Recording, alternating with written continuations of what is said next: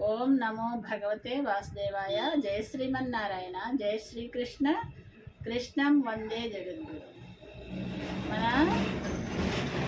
ప్రతిరోజు భగవద్గీత పారాయణము చేస్తున్నాము. ఈరోజు చతుర్థ అధ్యాయంలో 38వ శ్లోకము చదువుతున్నాము.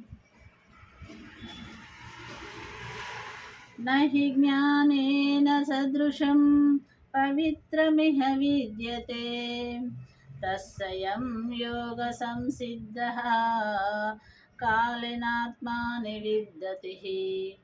అంటే ఈ శ్లోకం యొక్క అర్థం ఏంటంటే, ప్రపంచమున జ్ఞానముతో సమానముగా పవిత్రమైనది మరి ఒకటి లేదు.